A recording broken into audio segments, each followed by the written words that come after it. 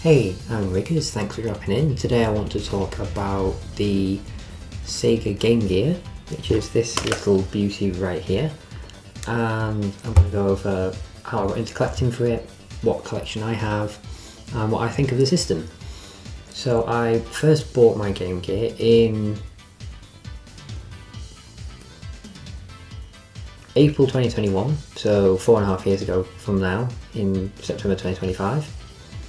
And the reason I wanted to buy the system is because, being a huge Sonic fan, any system that has Sonic games is something I felt like I wanted to have, so I could play the original authentic games on the hardware, which is why I've got a Neo Geo Pocket Color, which is the primary reason, alongside just being interested in general in the Saturn, that I got a Sega Saturn, which is quite frankly the only reason I got a 32X, even though I still haven't got Knuckles Chaotix, but I do really enjoy the other games that I have on it as well. So as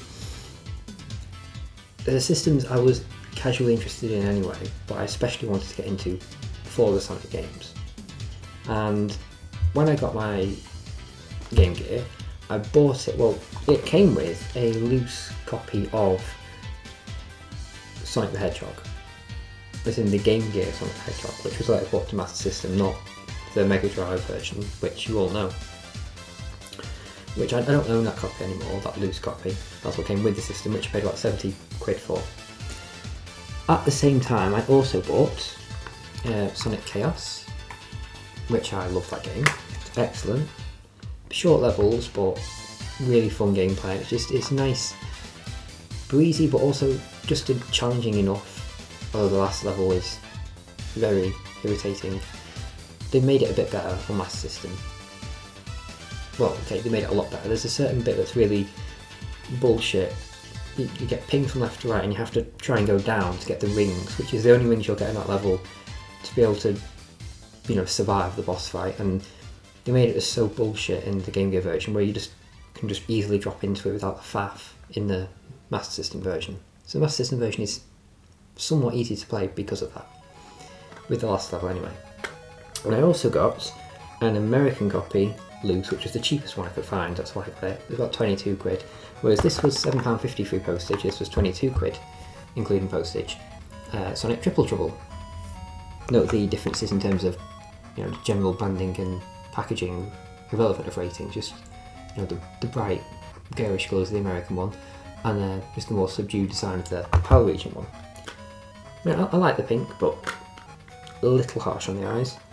Not always the biggest fan, especially with the 32X, I really, really dislike the yellow branding on 32X cases in America. They look ugly as hell. But yeah, so I got it, and basically I had 3 Sonic games, which I played around with and I enjoyed. And then I didn't get any more games for my Game Gear until, well, actually, it was June. I got this, the Sega 4-in-1 pack, which comes with columns, tennis, football, and I think the official name is Pan American Rally or something, or one of its names, but the rally game was quite fun. I managed to finish all that. I get to the end of that game, and columns are just columns. Columns are decent. Played bits of the tennis one, and I think a little bit of the football one, but they're more just like little vertical slices of games, really, little micro games, or just smaller experiences overall. Things you're not necessarily as likely to go back to.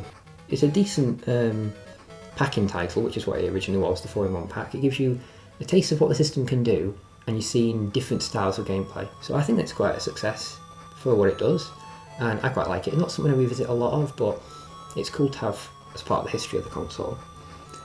Further continuing, I'll move on from the Sonic games, although only briefly, is Marble Madness, which is an arcade classic, really fun to play on the Game Gear. Graphically and gameplay wise, it's on point. I imagine more sluggish compared to other ports, which I haven't really played any other versions, I don't think, yet. But on the Game Gear, I found a lot of fun with it, and I have picked up the Mega Drive version, which I will be playing. It's there, the one in yellow. Yep, I know, yellow. I was just slacking off for yellow, but that's a more subdued yellow that looks nice. But yeah, Marble Madness on the Game Gear was a lot of fun. That was only £7, including postage. Very cheap anyway. And then the other one I got at the same time in February 2022, I believe both these purchases were, Super Off-Road, which is how would I describe it? Well, it's top down. I'm not sure if you'd say it's isometric. I'm not sure the correct usage of that word, so feel free to correct me. But it's definitely a top-down racing game. You're going round and round these different dirt tracks, and as you're going through the races, you get to have upgrades, and I think you get a couple of chances before you get booted out of the competition if you lose. So there's a real risk to it. It's quite fun. I'm not sure if you can beat this game, but I've had a lot of fun with it. Not touched it in a while, but it is quite cool. It's a nice, fun, easy to pick up game. Got that old school difficulty, but it's quite nice, and it suits the handheld, because I'm not really talking about the actual handheld yet, but the Game Gear, it's a nice big chunky comfortable console. It's designed very well. It's quite big, embarrassing levels of dust off it. Just look at that glorious big chunky boy. It's a monster as well in terms of, back in the day it needed 2 lots of AA batteries. I have an adapter for mine, which I'm not going to show off because it's in another room, but I only play mine plugged into a wall because I'm not wasting batteries on it. But the clickiness, the responsiveness of the buttons, if I'm doing that, as if it's got triggers where it doesn't. It's a very comfortable handheld, physically to hold and to use, and I like the quite minimalist design in terms of it's not overly colourful. It's got some nice minimal colouring on it, and it's just a really understated, nice piece. If anything, purely in display purposes, why it looks lovely in a collection, but it's really nice and comfortable to play on. Screen-wise, it's backlit, but you have to angle it, and it's quite blurry. Not aged very well, but the technology back then for screens was a lot more primitive than what we've got now anyway, of course. But then we get on to the more interesting stuff. So I had a couple of years of not really touching the Game Gear and not buying anything for it. Last November, I think, December, roughly around then, so 2024, I found a bundle of 7 complete in box Japanese Sonic Game Gear games. Might have been a few £100 when I bought it, and it's one of my favourite pieces in my collection. So here is the complete in box Japanese Sonic the Hedgehog for the Game Gear. I love that it has the logo that's actually on the physical console, which other regions don't use that logo. PAL and America. PAL definitely doesn't. America, I don't think, from what I've seen, I'm pretty sure it doesn't. So I like how it has the synonymous branding with the actual console. Got these cute, tiny little, dinky, teeny weeny, lovely, cute cases. I just think are such nice on display and on a shelf. And even cooler than that, or maybe just as cool, open it up, you got your nice little packaging. You've got the cartridge in this little nice plastic slot. But then, which other regions did not get at the time, for the Game Gear at the very least, and a lot of, well, for most consoles in general, it's probably just more prevalent in Japan, full colour manuals, which nowadays you can just fire your phone out and Google Translate all the text, so it's not redundant. But you get all this nice artwork and these lovely screenshots all in colour instead of and it's nice quality paper as well. It's high quality printing, whereas in other regions in the Western world, you just get crappy, cheap, almost like laminator paper, just awful, shitty quality paper, black and white, just shit. Well, maybe it's not like that in America, but at the very least European region ones, they're awful. I refuse to get any boxed European Game Gear games. The boxes are this big, they've got those awful flap tab things I always cut off my cases, which I've cut off all my Mega Drive, Master System and Saturn ones and just thrown them in the recycling because it's a waste of plastic and cardboard, and 32X as well. But I think the Japanese ones, not only is the artwork way nicer, they're smaller, they're more compact, they're full colour manuals, it's just nicer artwork, it's nicer design, and it's authentic as well. It's the original releases of these games. I'm in love with these in my collection. We've got, now this is confusing, I always get confused when I first look at these because they both say Sonic and Tails, so I get confused which one's which. This is Sonic the Hedgehog 2 on the Game Gear. but it says Sonic and Tails. Whereas this is the actual game, Sonic and Tails, known in the Western world as Sonic Chaos. Yeah, a little bit confusing. So Sonic the Hedgehog 2, there's the back of it, well there's the top of it, I don't usually see that often.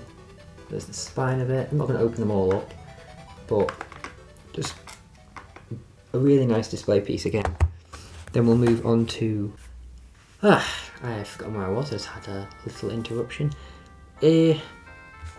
Sonic and Tails, I think I will show you the interior of this one. We can have a nice little look at the manual. Oh dear. Sadly, okay, retract that. I was going to say sadly one of the pages of the manual's fallen out. No, this is actually just a separate little leaflet, little flyer advert type thing. There's some lovely artwork in this one. So this is like the main page when you open it, which is lovely. Very nice shade of green there, contrasts well with the yellow. Very nice artwork there. Sonic and Tails jumping out your Game Gear. Some character bios.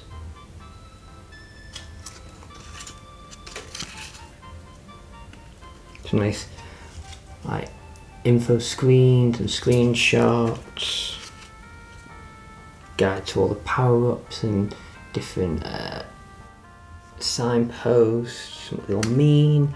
Yeah, just nice cool stuff, nice colourful, nice high quality printed manual, beautifully packaged, lovely cartridge art, nice little box, you get the gist. So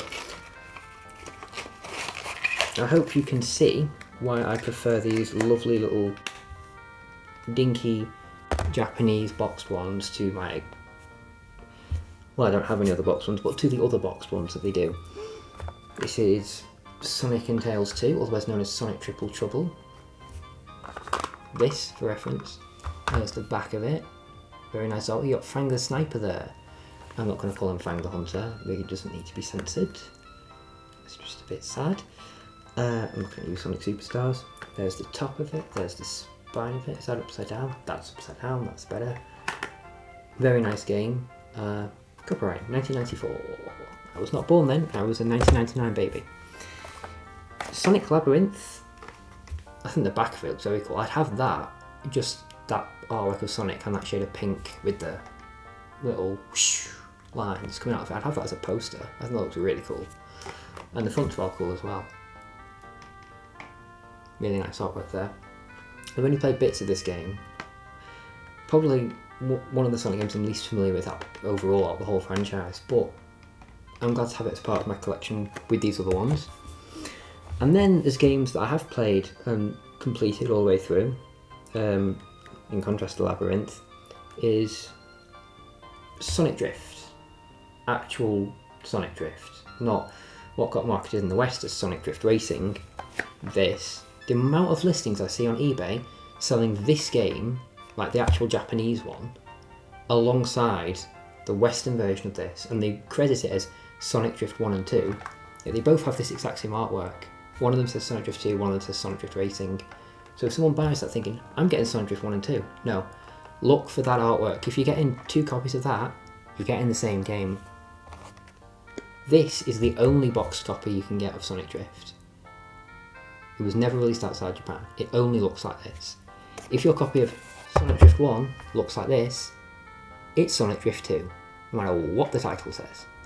So be wary of dodgy eBay listings from sellers who aren't informed enough and haven't put the time into researching what they actually have, and they just bunged up a listing on eBay without actually researching it. So Sonic Drift 2 was released, for clarification, in the Western world, but credited and titled Sonic Drift Racing because the first one hadn't come out, so they just called this one number 1. But they're both excellent games. I think for me, being a huge racing game fan, they've got a lot of replayability. I'm not sure which one I prefer. I think this one feels a bit more polished, but I think the AI is better in this one. But what did I prefer? Something? I think there was something I preferred about this one, but I haven't played it recently enough to be able to say.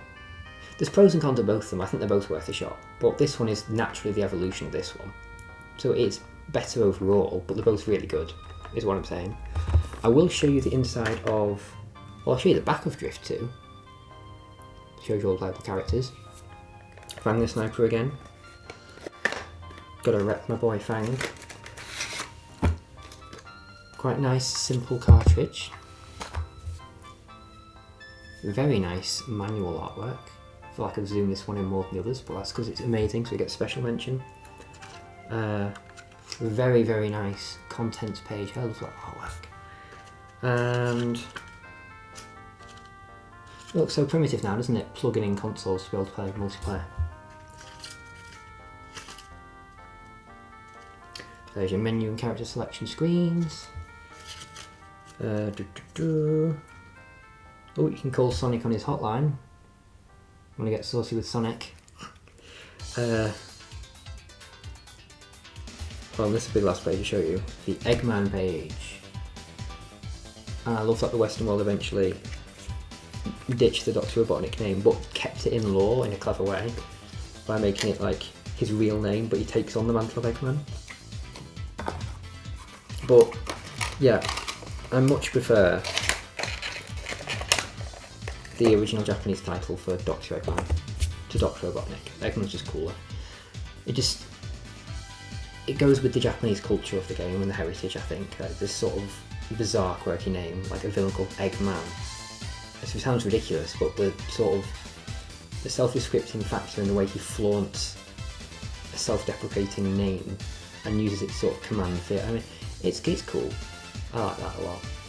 But yes, that was a quick run through of my Game Gear collection. Not very big, very Sonic heavy. The lighting's gone horrific, what the hell? My lighting went a bit funny at the end of the video there for some reason, at the end of recording, so I apologise for that. I'll try and fix that in post. But yeah, so as I was saying, a very Sonic heavy collection of games, but hit me up with your recommendations for more games, because I'm a Sonic guy myself. I like racing games, so I'm probably going to pick up Outrun, the Game Gear versions of that, and maybe a couple of Sega exclusives, a few other random bits and pieces, but nothing's currently on my radar right now. I'm not actively collecting for the system. They're just the things I've picked up and I've enjoyed on it. My top recommendations I would probably say is Sonic Chaos and Sonic Triple Trouble, or Sonic Tails and Sonic and Tails 2. Sonic Drift 1 and 2, and Marble Madness I'd say as well, that's pretty fun. But yeah, that's all for today's video, and thank you for watching, and take care.